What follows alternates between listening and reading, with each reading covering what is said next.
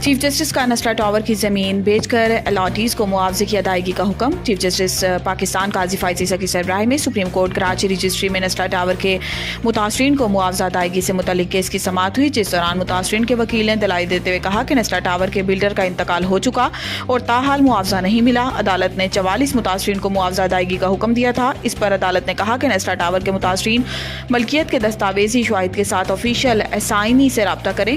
عدالت نے نسلا ٹاور کے پلاٹ کی مارکیٹ ویلیو سے متعلق بھی رپورٹ پیش کرنے کی ہدایت کی اور نسلا ٹاور کی زمین فروخت کا اشتہار شائع کرانے کا حکم دیا۔ عدالت نے نسلا ٹاور کی زمین بیچ کر الاٹیز کو معاوضہ ادا کرنے کا حکم دیتے ہوئے کہا ہے کہ نیلامی میں آنے والی بولی کی بھی رپورٹ عدالت میں پیش کی جائے۔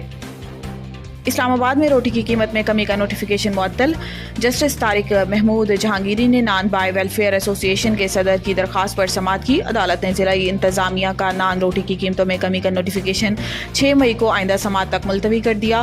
ڈسٹرکٹ انتظامیہ کے نمائندے نے بتایا کہ قانون میں ترمیم کر کے ڈی سی اوز کو قیمت کے تعین کا اختیار دیا گیا ہے۔ نان بھائیوں کے وکیل بیرسٹر عمر اعجاز گرانی نے دلائل دیے کہ آٹا یہاں مہنگا اور کرایہ بھی زیادہ ہے، کنٹرولر جنرل کے پاور سیکشن 3 کے تحت نہیں ہے۔ جسٹس طارق محمود جہانگیری نے کہا ہے کہ کیا تندور والوں سے پوچھا کہ آٹا کتنے کا آ رہا ہے یا بس لوگوں کو خوش کرنے کے لیے آرڈر جاری کر دیا۔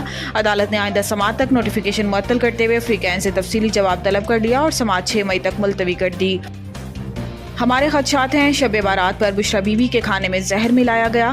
بشرا بی بی کی ترجمان مشال یوسفزئی نے کہا ہے کہ ہمارے خدشات ہیں کہ شب بارات پر بشرا بی بی کے کھانے میں زہر ملایا گیا۔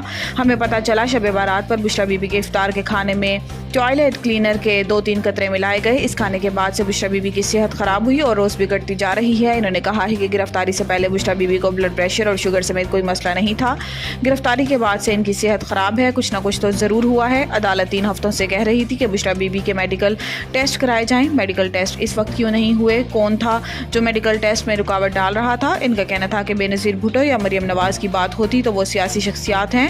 بشرا بی بی سیاسی شخصیت نہیں، گھریلو خاتون ہیں۔ ان کو اس لیے نشانہ بنایا گیا کہ وہ بانی پی ٹی آئی کی اہلیہ ہیں۔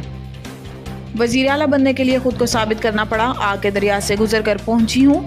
وزیر اعلیٰ پنجاب مریم نواز شریف نے پولیس ٹریننگ کالج شوہنگ میں لیڈی کانسٹیبل کی پاسنگ آؤٹ پریڈ کی تقریب سے خطاب کرتے ہوئے کہا ہے کہ پاس آؤٹ پریڈ میں شامل لیڈی پولیس بہت الرٹ ہے۔